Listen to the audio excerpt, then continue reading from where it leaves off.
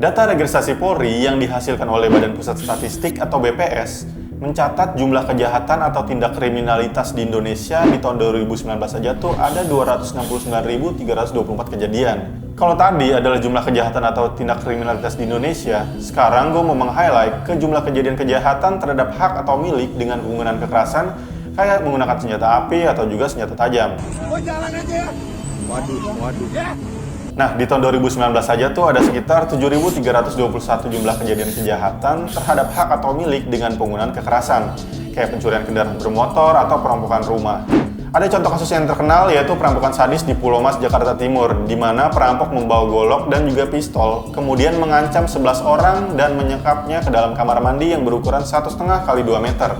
Setelah perampok pergi dan berhasil membawa barang-barang berharga, kerabatnya yang curiga dan mendengar suara minta tolong, kemudian melapor ke pos polisi dan juga security. Dan saat security datang dan berhasil menobrak pintu kamar mandi, sayangnya 6 di antara mereka sudah tak bernyawa karena kehabisan oksigen.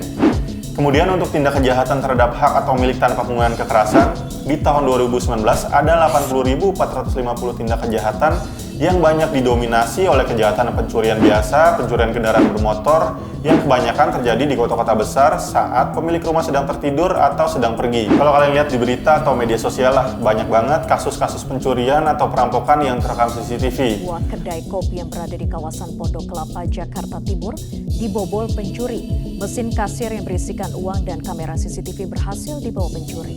Nah, di sini tuh gue rasa ada yang miss. Pertama, mungkin kita ngerasa tuh pasang CCTV aja udah cukup aman. Padahal kalau kita lihat, perampok tetap berani aja walaupun ada CCTV. Ya pasti udah mantau situasinya juga, entah pemilik rumah yang nggak ada di rumah atau juga lagi tertidur di malam hari.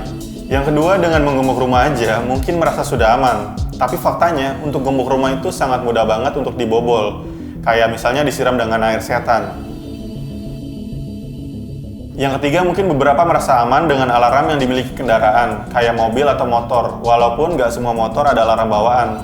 Yang mana faktanya adalah banyak dari perampok yang juga tahu cara menghandle alarm kendaraan yang sudah ditargetkan. Nah, setelah lihat fakta-fakta tadi, tentunya rasa aman itu jelas penting banget. Kalau kita bicara tentang kebutuhan fundamental setiap manusia, itu terdiri dari kebutuhan biologis kayak makan, minum, serta tidur. Dan kebutuhan sosial seperti status sosial, peranan sosial, aktualisasi diri, dan rasa aman.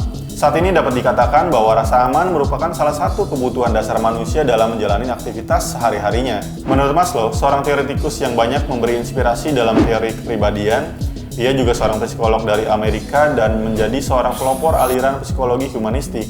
Dalam teori hierarki kebutuhan manusia, rasa aman berada pada tingkatan yang kedua di bawah kebutuhan dasar manusia seperti sandang, pangan, dan juga papan. Hal ini menunjukkan bahwa rasa aman merupakan kebutuhan manusia yang penting.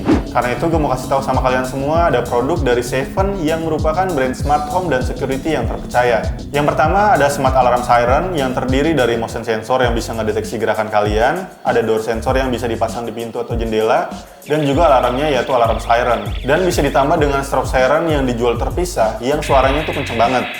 Selain bisa dikontrol remote, ini juga bisa dikontrol dengan HP kalian. Jadi misalnya nih, ketika detektornya terpicu, alarm akan berbunyi dan kalian bisa nerima notifikasi lewat HP kalian.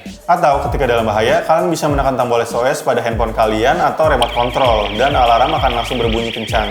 Yang kedua, Smart Alarm System Wi-Fi plus GSM. Bedanya tuh ini bukan cuma ngasih kalian notifikasi ke HP, tapi juga ada SMS, panggilan telepon ke nomor kalian yang udah di-set di aplikasi.